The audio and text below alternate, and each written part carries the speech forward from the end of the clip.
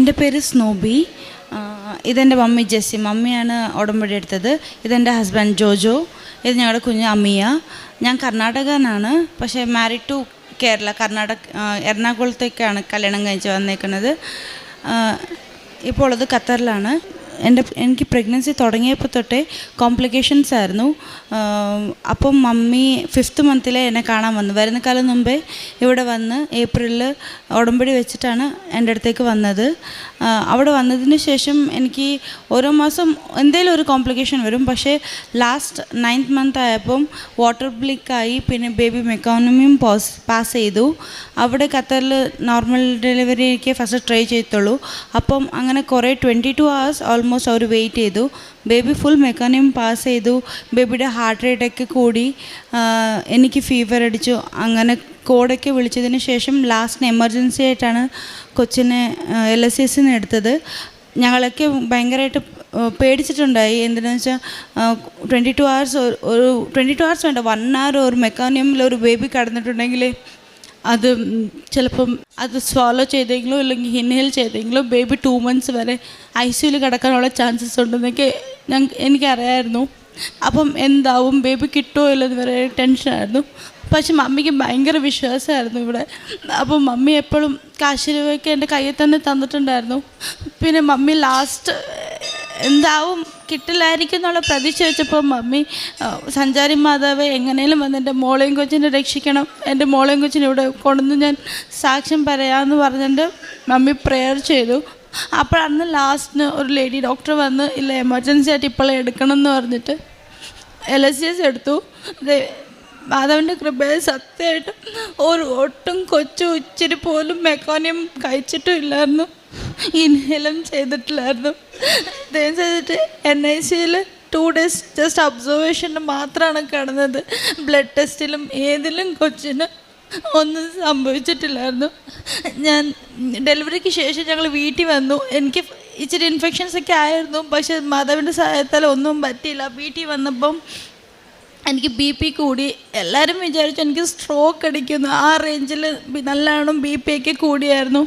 അപ്പോൾ മമ്മി മാധവന് വിടാണ്ട് തന്നെ പ്രാർത്ഥിക്കായിരുന്നു. ഹസ്ബൻഡും മമ്മിയും മാത്രമേ ഉള്ളൂ അവിടെ. എനിക്കും എന്ത് ചെയ്യണമെന്ന് അറിയില്ല. കുഞ്ഞാണ്, ഒരു 5 days ആയ കുഞ്ഞാണ്. എന്ത് ചെയ്യണമെന്നുള്ള ടെൻഷനിലായിരുന്നു. പക്ഷേ ഡോക്ടേഴ്സ് പോലും പറഞ്ഞു സ്ട്രോക്ക് അടിക്കാനുള്ളതാണ്. പക്ഷേ എന്ത് ദൈവം സഹായിച്ചിട്ട് ഒന്നും സംഭവിച്ചില്ലായിരുന്നു. ഇപ്പം ബേബിക്ക് 2 months ആണ്. ഞാനും ബേബിയും രണ്ടുപേരും ഹെൽത്തി ആയിട്ടുണ്ട്. മാതാവിന് കൊടും നന്ദി. 1 സാമുവേൽ 1:26-27 തിരുവചനങ്ങൾ. ഹന്ന പറഞ്ഞു, ഗുരു, ഇവിടെ അങ്ങയുടെ മുമ്പിൽ നിന്ന് കർത്താവിനോട് പ്രാർത്ഥിച്ച സ്ത്രീ തന്നെയാണ് ഞാൻ. ഈ കുഞ്ഞിന് വേണ്ടിയാണ് ഞാൻ പ്രാർത്ഥിച്ചത്. എൻ്റെ പ്രാർത്ഥന കർത്താവ് കേട്ടു.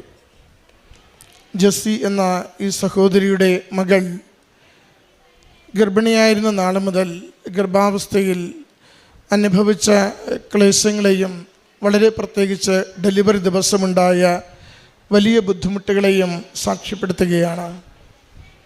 ശരിക്കും മരണത്തിൻ്റെ വക്കിൽ നിന്ന് ദൈവം 2 പേരുടെയും ജീവൻ തിരികെ കൊടുത്തുവെന്ന് അവർ സൂചിപ്പിക്കുന്നുണ്ട്. ഒത്തിരി വലിയ ക്ലേശങ്ങളിലൂടെ ആ ദിവസം ഏതാണ്ട് 22 മണിക്കൂറുകൾ കടന്നുപോയി.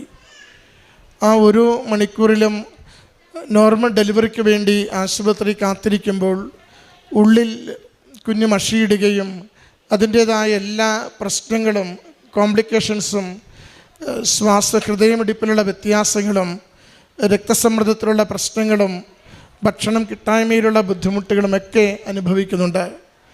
അമ്മമാരായ നിങ്ങൾക്കറിയാം എന്തുമാത്രം കണ്ണീരോടും എന്തുമാത്രം ആകുലതയോടും കൂടി ആ ഓരോ നിമിഷവും തള്ളി നീക്കുമെന്ന്. അമ്മ മാതാവിൻ്റെ വലിയ സംരക്ഷണയിൽ ഗർഭിണിയായിരുന്ന ആദ്യ നാളുകളിൽ തന്നെ ചെറിയ പ്രയാസങ്ങൾ കണ്ടു തുടങ്ങിയപ്പോൾ മോളുടെ അമ്മ ഇവിടെ ഉടമ്പടി എടുക്കുകയും ഈ ആരോഗ്യമുള്ള കുഞ്ഞിനെ കിട്ടുന്നതിന് വേണ്ടി പ്രാർത്ഥിച്ചു തുടങ്ങുകയും ചെയ്തു. മകൾ പറയുന്നുണ്ട്, ഉദരത്തിലെപ്പോഴും തൈലം പൂശി കുരിശടയാളം വരച്ച് പ്രാർത്ഥിക്കുമായിരുന്നു. നേർച്ച വസ്തുക്കൾ എപ്പോഴും കഴിക്കുമായിരുന്നു. എന്നെ സിസേറിയന് വേണ്ടി കൊണ്ടുപോയ അവസാന നിമിഷം വരെയും എൻ്റെ കൈകളിൽ ഉടമ്പടി കാശുരൂപമുണ്ടായിരുന്നു. ഞാൻ ഓരോ നിമിഷവും നിലവിളിച്ച് പ്രാർത്ഥിച്ചത് എൻ്റെ കുഞ്ഞിനെയും എന്നെയും ആരോഗ്യത്തോടു കൂടി കാത്തുകൊള്ളണമേ എന്ന് മാത്രമായിരുന്നു. ഇന്ന് ആനന്ദക്കണ്ണീരോടുകൂടി ഈ മകൾ ഈ അൾത്താരയിൽ സാക്ഷ്യപ്പെടുത്തുന്നുണ്ട്. ആരോഗ്യമുള്ള കുഞ്ഞിനെ ഒരു കുറവുമില്ലാതെ, ഒത്തിരി പ്രയാസങ്ങളൊക്കെ ഡോക്ടർമാർ ആശുപത്രിയിൽ പറഞ്ഞുവെങ്കിലും ഒരു പ്രയാസവും ഒരു ബുദ്ധിമുട്ടുമില്ലാതെ ആരോഗ്യമുള്ള കുഞ്ഞിനെ കൃപാസനം അമ്മ മാതാവ് ഈ ദാമ്പത്യ ജീവിതത്തിന്, ഈ കുടുംബത്തിന് നൽകി അനുഗ്രഹിച്ചുവെന്ന്. പ്രിയമുള്ളവരെ, ഇത് ഈ അൾത്താരയിൽ കേൾക്കുന്ന സ്ഥിരമായ സാക്ഷ്യങ്ങളിൽപ്പെട്ടതാണ്. അപകടകരമായ അവസ്ഥയിൽ ജീവിതം എത്തിച്ചേരുമ്പോൾ സഞ്ചാരി മാതാവ് അത്ഭുതകരമായി അവരെ കൈപിടിച്ചുയർത്തുകയും വഴി നടത്തി ഞാൻ കൂടെയുണ്ട്, സംരക്ഷിക്കുന്ന അമ്മയായി, സഹായിക്കുന്ന അമ്മയായി, കൂടെ ഏതൊരു അവസ്ഥയിലും നിങ്ങളെ കൈവിടാത്ത നാഥയായി ഞാൻ കൂടെയുണ്ട്, എൻ്റെ തിരുക്കുമാരൻ നിങ്ങൾക്ക് ആവശ്യമുള്ള അനുഗ്രഹം ചെയ്തു തന്ന് കാത്തുകൊള്ളുമെന്ന് ഉറപ്പ് കൊടുക്കുകയും അനുഗ്രഹിക്കുകയും ചെയ്യുന്ന വലിയ സാക്ഷ്യങ്ങൾ എന്നും നമ്മളിവിടെ കേൾക്കുന്നുണ്ട്. ഈ കുടുംബത്തിന് ലഭിച്ച ഈ വലിയ അനുഗ്രഹത്തെ ഓർത്ത് ദൈവപിതാവിന് നന്ദി പറയാം. നമ്മുടെ ജീവിതത്തിൻ്റെ ഏറെ ക്ലേശമുള്ള എല്ലാ അവസ്ഥകളെയും അമ്മ മാതാവിന് സമർപ്പിച്ചുകൊണ്ട് അനുഗ്രഹിക്കണമേ എന്ന് പ്രാർത്ഥിച്ച് ഈ കുടുംബത്തോടൊപ്പം ദൈവനാമത്തെ മഹത്വപ്പെടുത്തി കരഘോഷത്തോടെ ഈ സാക്ഷ്യം സമർപ്പിക്കാം. എൻ്റെ പേര് മീനു സുനിൽ. ഞാൻ ആലപ്പുഴ രാമഗിരി നിന്നാണ് വരുന്നത്. 2020 ഏപ്രിലാണ് ഞങ്ങളുടെ വിവാഹം നടന്നത്. വിവാഹം നടന്ന് ഇവിടെ വരുമ്പോഴത്തേക്കും അതിനുശേഷം എനിക്ക് ഫിക്സ് സംബന്ധമായ അസുഖങ്ങൾ ആദ്യമായി ഉണ്ടാകുന്നത്. അന്നു മുതൽ തന്നെ എനിക്ക് ഫിക്സ് സംബന്ധമായ ഓരോ കോട്ടുകൾ, അങ്ങനെ ഓരോ പ്രശ്നങ്ങൾ ഉണ്ടാകാൻ തുടങ്ങി. പല പ്രാവശ്യമായിട്ടും എനിക്കിങ്ങനെ അസുഖങ്ങൾ ഇങ്ങനെ വന്നുകൊണ്ടിരുന്നു. അങ്ങനെ ഫിക്സ് സംബന്ധമായ അസുഖം വന്നു കഴിഞ്ഞാൽ എനിക്ക് 1.5 മണിക്കൂറോളം നീണ്ടു നിൽക്കുമായിരുന്നു. എനിക്ക് എന്താ നടക്കുന്നതെന്ന് പോലും എനിക്കറിയാൻ മേല. എൻ്റെ വലത്തോട്ട് ചുണ്ടിൻ്റെ വലത്തോട്ട് ഭാഗത്തായിട്ട് എപ്പോഴും കോട്ട് പോലെ വരുമായിരുന്നു. ഹസ്ബൻഡും അമ്മയൊക്കെ വളരെയധികം പേടിച്ചിരുന്നു ഇതെന്താണെന്ന്. അതുപോലെ തന്നെ 1.5 വർഷത്തോളം ഇതിങ്ങനെ കണ്ടിന്യൂസ് ആയിട്ട് ഇങ്ങനെ വന്നുകൊണ്ടിരുന്നു. 2022 ജൂൺ മാസമൊക്കെ ആയപ്പോഴാണ് ഞങ്ങൾ കോട്ടയം മെഡിക്കൽ കോളേജിൽ ഇങ്ങനെ ഡോക്ടറിനെ കാണിച്ചു. ഡോക്ടർ പറഞ്ഞു ഞരമ്പിൽ നിന്നുള്ള ഒരു ഇതാണെന്നാണ് പറഞ്ഞത്, മരുന്ന് കഴിക്കണമെന്ന് പറഞ്ഞു. അതിനുശേഷം ഒരു MRI ചെയ്യാനായിട്ട് ഞങ്ങളോട് ആവശ്യപ്പെട്ടു. ഞങ്ങൾ MRI ചെയ്തു. MRI ചെയ്തിട്ട് എൻ്റെ റിസൾട്ട് കിട്ടാൻ കുറച്ച് താമസമുണ്ടായിരുന്നു. റിസൾട്ട് കിട്ടിയപ്പോൾ ഡോക്ടർ പറഞ്ഞു മീനുവിൻ്റെ തലയിൽ ഒരു ചെറിയ മുഴ കാണപ്പെടുന്നുണ്ട്, അത് ഓപ്പറേഷൻ ചെയ്യണമെന്ന് ഡോക്ടർ പറഞ്ഞു. ഞങ്ങൾക്ക് വളരെയധികം മാനസികമായിട്ട് ഭയങ്കര ഒരു വിഷമവും ബുദ്ധിമുട്ടും ഒക്കെ ആയിപ്പോയി. ഞങ്ങൾ വളരെയധികം വിഷമിച്ചു. അതിനുശേഷവും എനിക്ക് കോട്ട് പോലെ വീട്ടിൽ വെച്ചുണ്ടാവുകയും ചെയ്തു. അതിനുശേഷം ഞാനിവിടെ വന്ന് 2022 ഡിസംബർ മാസം 14-ാം തീയതി ഞാനിവിടെ വന്ന് ഉടമ്പടി എടുത്തു. ആദ്യമായി വെച്ചത് മാതാവേ, എൻ്റെ തലയിൽ ഒരു മുഴയുണ്ടെന്ന് ഡോക്ടർ പറയുകയും ഞാൻ എന്ത് ചെയ്യണം മാതാവേ, എൻ്റെ തലയിൽ മുഴയുണ്ടാകില്ലേ എന്ന് ഞാൻ മാതാവിനോട് പ്രാർത്ഥിച്ചു. ഉടമ്പടി എടുത്തു. അതോടൊപ്പം തന്നെ രണ്ടാമതായിട്ട് ഞാൻ ഉടമ്പടി എടുത്തത് എനിക്കൊരു കുഞ്ഞുണ്ട്. അതോടൊപ്പം തന്നെ ഒരു കുഞ്ഞും കൂടെ വേണമെന്ന് ഞാൻ മാതാവിനോട് ഉടമ്പടി എടുത്തിരുന്നു. അതിനുശേഷം ഡിസംബർ മാസം ഞാൻ ഇവിടുന്ന് പോയി. അതോടൊപ്പം തന്നെ ജനുവരിയിലാണ് എനിക്ക് ഓപ്പറേഷന് വേണ്ടി ഡോക്ടർ ഡേറ്റ് തന്നത്. ഞങ്ങൾ ജനുവരി 13-ാം തീയതി വെള്ളിയാഴ്ച ഞങ്ങൾ കോട്ടയം മെഡിക്കൽ കോളേജിൽ അഡ്മിറ്റ് ആവുകയും 5 ദിവസം അവിടെ കിടക്കുകയും ചെയ്തു, ഹോസ്പിറ്റലിൽ കിടക്കുകയും ചെയ്തു. ഡോക്ടർമാരെല്ലാ ദിവസവും വന്ന് കൗൺസിലിങ്ങിന് വരുമായിരുന്നു. എല്ലാം MRI എല്ലാം ചെക്ക് ചെയ്തു, എല്ലാം കഴിഞ്ഞു.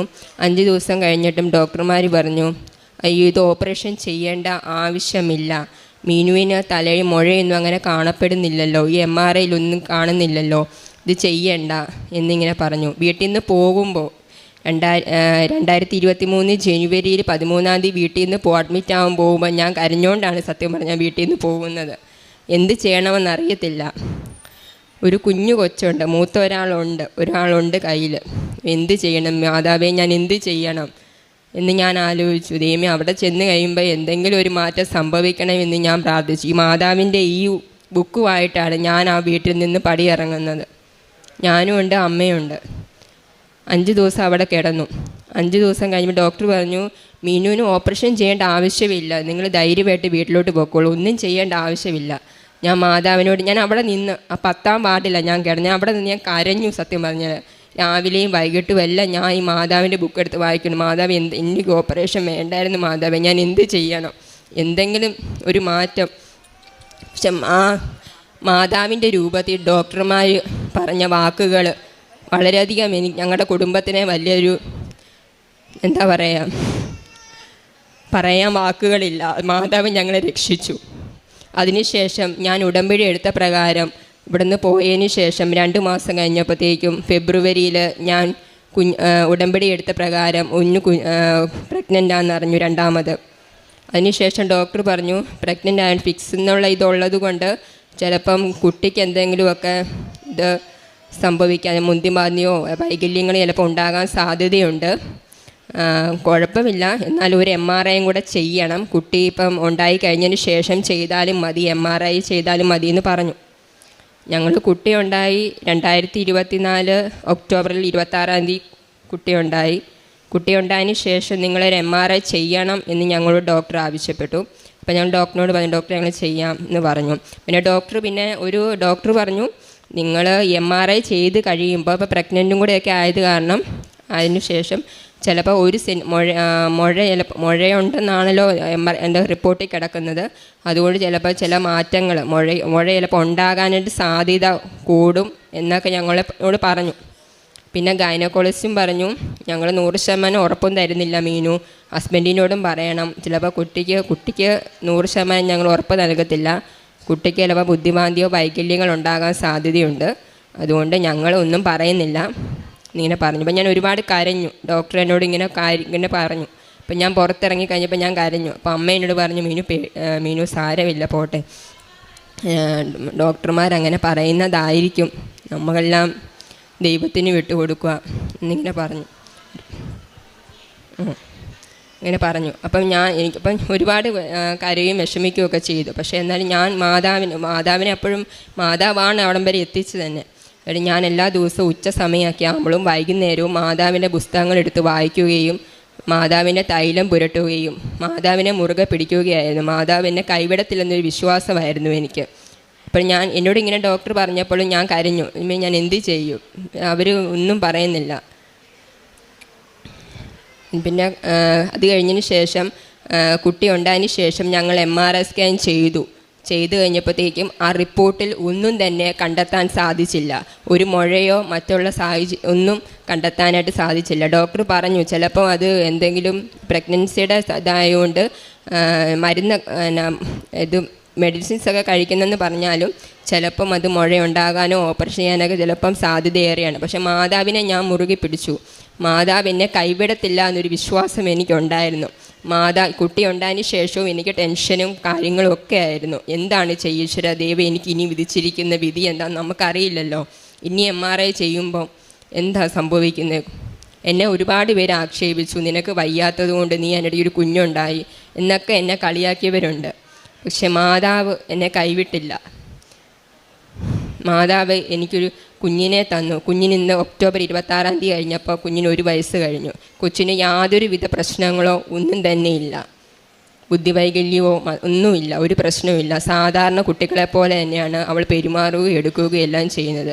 മാതാവിനോട് ഈശോയോട് എത്ര നന്ദി പറഞ്ഞാലും എനിക്ക് മതിയാകത്തില്ല. എൻ്റെ ജീവിതത്തിൽ ഞാൻ ഇവിടെ വന്നിട്ട് പോയതിന് ശേഷം 2022 ഡിസംബർ 14-ാം തീയതി ഞാനിവിടെ വന്നിട്ട് പോയതിന് ശേഷം മാതാവ് എൻ്റെ ജീവിതത്തിൽ ഒരുപാട് മാറ്റങ്ങൾ സംഭവിച്ചു. മാതാവ് എന്നെ രക്ഷിക്കുമായിരുന്നു. ഒരു പക്ഷേ ഞാനിവിടെ വന്നതിന് ശേഷം കൃപാസനത്തിലെ പത്രങ്ങളൊക്കെ കിട്ടുമായിരുന്നു. അപ്പം ഞാൻ എല്ലാ വീടുകളിലും കയറി ഇറങ്ങി പത്രങ്ങളൊക്കെ കൊടുക്കുകയും എല്ലാം ചെയ്യുമായിരുന്നു. സങ്കീർത്തനം 23 തിരുവചനങ്ങൾ അരുളി ചെയ്യുന്നു, മരണത്തിൻ്റെ നിഴൽ വീണ താഴ്വരയിലൂടെയാണ് ഞാൻ നടക്കുന്നതെങ്കിലും ഞാൻ ഭയപ്പെടുകയില്ല, അങ്ങയുടെ ഊന്നുവടിയും ദണ്ടും എനിക്ക് ഉറപ്പേകുന്നു. മീനു സുനിൽ തൻ്റെ രോഗാവസ്ഥയും വീണ്ടും പ്രഗ്നൻസിയിൽ ആകുമ്പോൾ ആ കുഞ്ഞിന് ഓൾറെഡി ഫിറ്റ്സിൻ്റെ മരുന്നൊക്കെ എടുക്കുന്ന മകളാണ്. അപ്പോൾ കുഞ്ഞിനും ബുദ്ധിമാന്ദ്യമോ അംഗവൈകല്യമോ ഒക്കെ ഉണ്ടാകാം. ഇതൊക്കെയാണ് നാം കേട്ടത്. എന്നാൽ തന്നെയും തൻ്റെ കുഞ്ഞിനെയും പരിശുദ്ധ അമ്മ എത്രത്തോളം സംരക്ഷിച്ചു. അമ്മയോട് ഉച്ച മുതലുള്ള സമയത്ത് ഈ പുസ്തകവും നെഞ്ചോട് ചേർത്ത് ഞാൻ അമ്മയെ വിളിക്കുമായിരുന്നു. ഉറക്കെ കരഞ്ഞ് അമ്മയോട് എൻ്റെ കാര്യങ്ങൾ പറയുമായിരുന്നു. ഈ ഒരു സംസാരം അമ്മയ്ക്ക് ഒത്തിരി ഇഷ്ടമാണ്. അതായത് നാം പേഴ്സണലായിട്ട് വ്യക്തിപരമായിട്ട് അമ്മയോട് സംസാരിക്കുക, ഈശോയോട് സംസാരിക്കുക, നമ്മുടെ കാര്യങ്ങളൊക്കെ ഒരു വ്യക്തി എന്നുള്ള രീതിയിൽ നാം പറയുക, അത് ദൈവം ആഗ്രഹിക്കുന്ന ഒന്ന് തന്നെയാണെന്ന് പുറപ്പാടിൻ്റെ പുസ്തകം 33 നമുക്ക് കാണാൻ സാധിക്കും.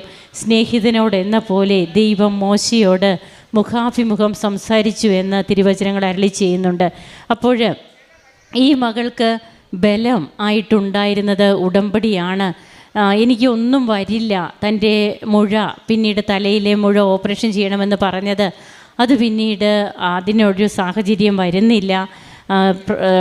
ഡെലിവറിക്ക് ശേഷവും MRI എടുത്തു, അപ്പോഴും അവിടെ അങ്ങനെയുള്ള ഒരു പ്രോബ്ലംസ് ഇല്ല. അതുപോലെ കുഞ്ഞും ആരോഗ്യമുള്ള ഒരു കുഞ്ഞിനെ തന്നെ തനിക്ക് ലഭിച്ചു. തന്നെ കളിയാക്കിയവരുടെ മുൻപിൽ തനിക്ക് തല ഉയർത്തി നിൽക്കുവാൻ ഈശോയും അമ്മയും തന്നെ സഹായിച്ചു.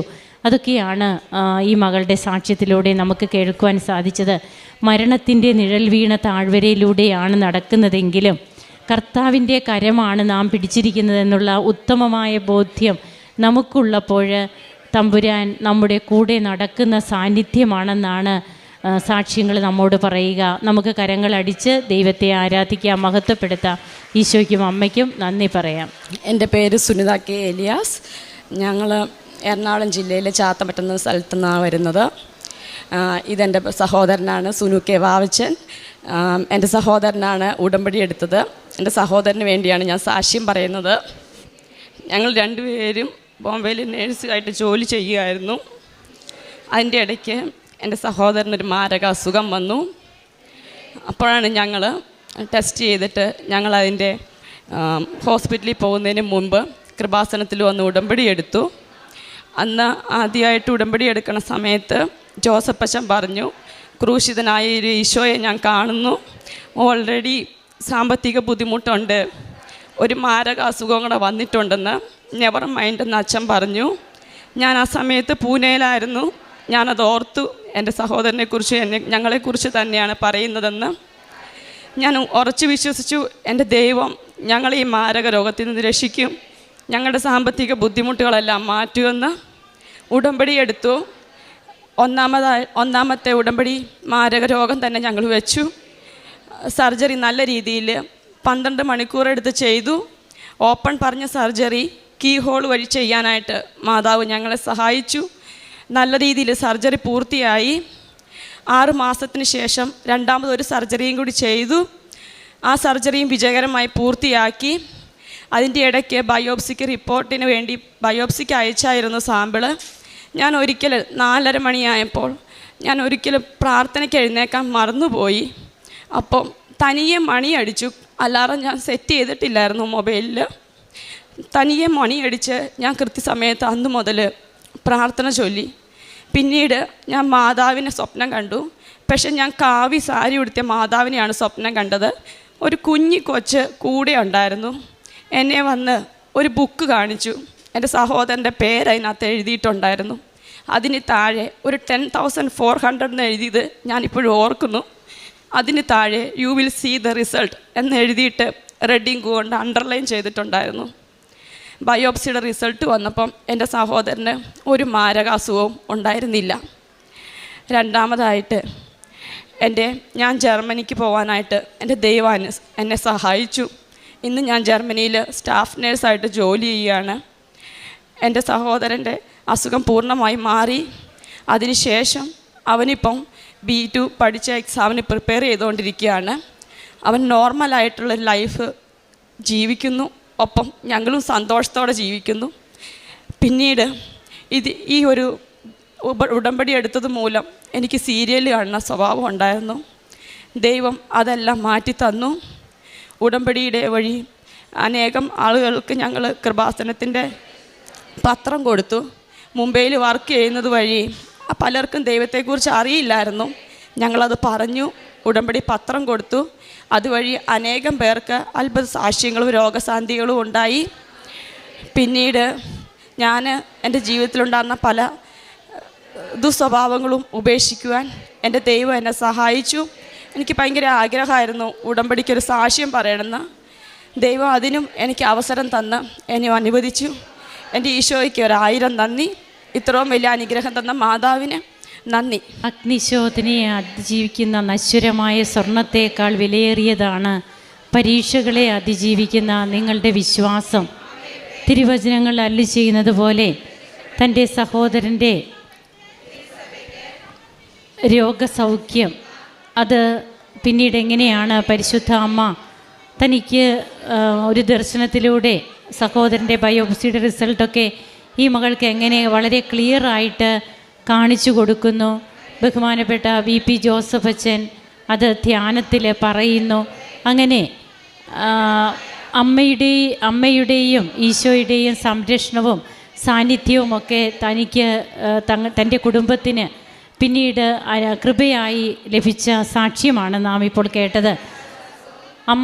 അമ്മ നമുക്ക് വേണ്ടിയിട്ട് ഓരോ കാര്യങ്ങൾ ചെയ്യുമ്പോൾ അത് എത്ര ബുദ്ധിമുട്ടേറിയ കാര്യമാണെങ്കിലും ഈ മകളുടെ ജീവിതത്തിൽ തനിക്ക് പലതും നോ പറയേണ്ട പല കാര്യങ്ങളും അത് കുറച്ച് റിസ്ക് എടുത്തിട്ടാണെങ്കിലും, അതായത് താൻ സീരിയൽ അതിന് അഡിക്റ്റായിരുന്നു, എന്നാൽ ഉടമ്പടി എടുത്തത് വഴി ഇനി അതൊന്നും തനിക്ക് വേണ്ട, തൻ്റെ സഹോദരന് വേണ്ടിയിട്ട് അതൊക്കെ ഈ മകള് ജീവിതത്തിൽ നിന്ന് മാറ്റുകയാണ്.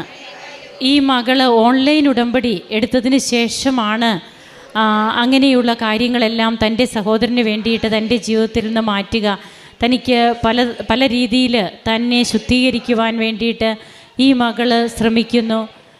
അങ്ങനെയുള്ള അവസരത്തിലാണ് തനിക്ക് എങ്ങനെയാണ് പരിശുദ്ധ അമ്മ സ്വപ്നത്തിലൂടെ വന്ന് തൻ്റെ സഹോദരൻ്റെ ബയോപ്സി റിസൾട്ടൊക്കെ കാണിക്കുന്നതും പിന്നീട് ബയോപ്സി ഏറ്റവും അതായത് അതിനകത്ത് യാതൊരു കോംപ്ലിക്കേഷനും ഇല്ല എന്നുള്ള രീതിയിൽ ഇന്ന് വീണ്ടും നോർമൽ ലൈഫിലേക്ക് തൻ്റെ സഹോദരൻ വന്നുവെന്നും B2 പഠിച്ചുകൊണ്ടിരിക്കുകയാണെന്നുമൊക്കെയാണ് നാം കേട്ടത്.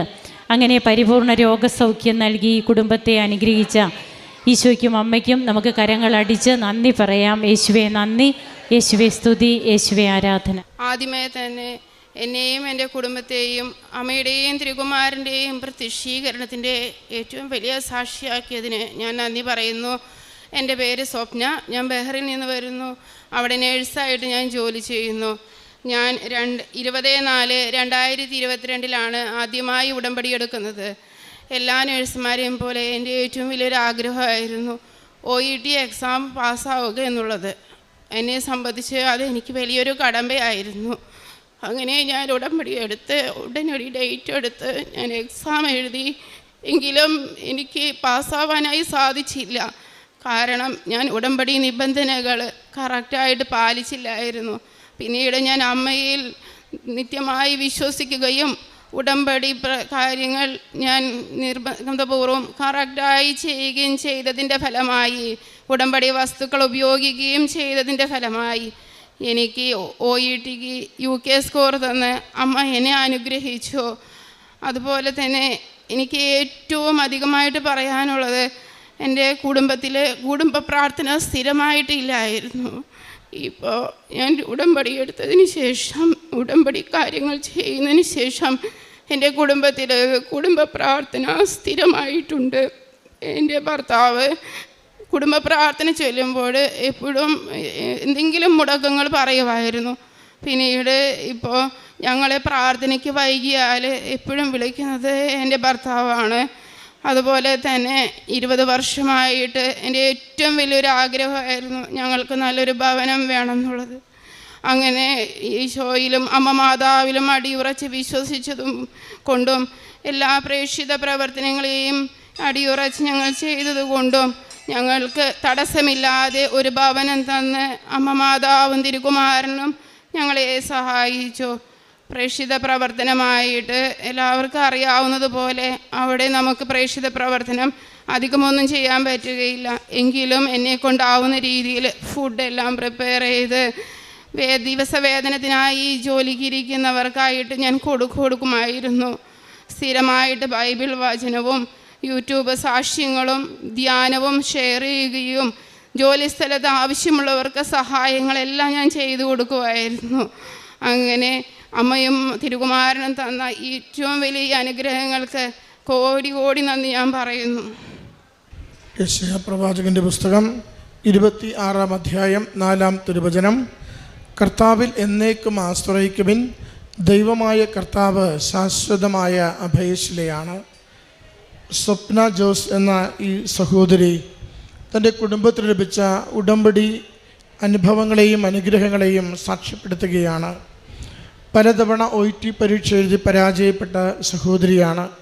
ഉടമ്പടി പ്രാർത്ഥനയെടുത്ത് അതിൻ്റെ നിബന്ധനകൾ കൃത്യതയോടുകൂടി പാലിച്ച് അമ്മ മാതാവിൻ്റെ സന്നിധിയിൽ തന്നെയും തൻ്റെ കുടുംബത്തെയും എളിമയോടെ വിശ്വസ്തയോടുകൂടി സമർപ്പിച്ച് ജീവിച്ച നാളുകളിൽ OIT പരീക്ഷ എഴുതുകയും അത് UK സ്കോർ ലഭിച്ച് മകൾക്ക് അത് കൃപയായ അനുഗ്രഹമായി മാറിയതിനെ സാക്ഷ്യപ്പെടുത്തുന്നുണ്ട്. അതോടൊപ്പം ഏറെ നാളായുള്ള പരിശ്രമമാണ് സ്വന്തമായൊരു വീട് നിർമ്മിച്ചെടുക്കുക. 20 വർഷത്തോളം കാത്തിരുന്നിട്ട് കുടുംബം ഈ സുരക്ഷിതമായി നല്ലൊരു ഭവനം നാട്ടിൽ പണിയുവാൻ സാധിച്ചതിനെ സാക്ഷ്യപ്പെടുത്തുകയാണ്. അതോടൊപ്പം കുടുംബത്തിൻ്റെ പ്രാർത്ഥന എപ്പോഴും എന്തെങ്കിലും തടസ്സം കൊണ്ട് മുടങ്ങിപ്പോവുക, അല്ലെങ്കിൽ എല്ലാവരും ഇല്ലാതിരിക്കുക, അങ്ങനെ ഒരുമിച്ച് പ്രാർത്ഥിക്കുവാനുള്ള സാഹചര്യങ്ങൾ പലപ്പോഴും വീടിനകത്തില്ലാത്ത സാഹചര്യങ്ങളായിരുന്നു ഉണ്ടായിരുന്നത്. ഉടമ്പടി പ്രാർത്ഥനയിലേക്ക് വരുമ്പോൾ മരിയൻ ഉടമ്പടി ജീവിതക്രമത്തെ തന്നെ രൂപപ്പെടുത്തിയെടുക്കുന്നു, വിശ്വാസത്തെ ആഴപ്പെടുത്തിയെടുക്കുന്നു. കുടുംബത്തിൽ എല്ലാവരും ഒരുമിച്ച് പ്രാർത്ഥിക്കുവാൻ കുടുംബനാഥൻ തന്നെ കുടുംബത്തിലുള്ളവരെ സായാഹ്ന പ്രാർത്ഥനയിലേക്ക് ഒരുമിച്ച് കൂട്ടിക്കൊണ്ടുവരുവാൻ എപ്പോഴും തീഷ്ണത കാണിക്കുന്നതിനെയാണ് സഹോദരി സാക്ഷ്യപ്പെടുത്തുന്നത്. നമ്മുടെ ഉടമ്പടിയുടെ ഒരു പ്രത്യേകത, അത് ഒരാളിലൂടെ എല്ലാവരിലേക്കും പകരപ്പെടുന്ന പ്രാർത്ഥനയാണ്. ജീവിതത്തെ നവീകരിച്ചുകൊണ്ട് കുടുംബത്തിന് സമാധാനം നൽകിക്കൊണ്ട് കുടുംബത്തിൻ്റെ ഉത്തരവാദിത്തങ്ങൾ അറിഞ്ഞ് സ്നേഹിച്ച് ഒരുമിച്ച് ചെയ്യുവാനുള്ള സന്തോഷവും സ്നേഹവും പരസ്പരം നൽകിക്കൊണ്ട് കുടുംബത്തെ മുഴുവനും ദൈവികമായി വളർത്തുന്ന രൂപപ്പെടുത്തുന്ന ഒരു പ്രാർത്ഥനാ പദ്ധതിയാണ് ഉടമ്പടി പ്രാർത്ഥന. അത് നല്ല പ്രവൃത്തികളിലൂടെ ദൈവനാമത്തെ നമ്മുടെ ജീവിതത്തിൽ മഹത്വപ്പെടുത്തുവാനും എപ്പോഴും നമ്മളെ പ്രചോദിപ്പിച്ചു കൊണ്ടിരിക്കും. സഹോദരിയുടെ ഉടമ്പടി ജീവിതം നിബന്ധന പ്രകാരം ഏറ്റവും എളിമയിലും ഏറ്റവും വിശ്വസ്തതയിലും മറ്റുള്ളവർക്ക് നന്മ ചെയ്തും നന്നായി ജീവിതം മുന്നോട്ട് കൊണ്ടുപോകുമ്പോൾ ഏതൊക്കെ നിയോഗങ്ങളാണോ അമ്മ മാതാവിൻ്റെ തിരുനടയിൽ ആഗ്രഹത്തോടെ സമർപ്പിച്ചു കൊണ്ടിരുന്നത് ഓരോന്നോരോന്നായി അനുഗ്രഹമായി തീരുന്നതിനെയാണ് മകളിവിടെ സാക്ഷ്യപ്പെടുത്തുക. നമ്മുടെ കുടുംബങ്ങളെയും വേഗത്തിൽ അനുഗ്രഹിക്കണമേ എന്ന് കൂടുതൽ ആത്മീയതയുള്ള മനുഷ്യരായി ദൈവസ്നേഹമുള്ള വ്യക്തികളായി ദൈവനാമത്തെ മഹത്വപ്പെടുത്തുന്ന കുടുംബമായി മാറുവാൻ നമ്മളെ അനുഗ്രഹിക്കണമേ എന്ന് പ്രാർത്ഥിച്ചുകൊണ്ട് ഈ കുടുംബത്തിൽ ലഭിച്ച എല്ലാ അനുഗ്രഹങ്ങൾക്കും അമ്മ മാതാവിനും തിരുക്കുമാരനും നന്ദി പറഞ്ഞുകൊണ്ട് കരഘോഷത്തോടു കൂടി ഈ സാക്ഷ്യം നമുക്ക് സമർപ്പിക്കാം.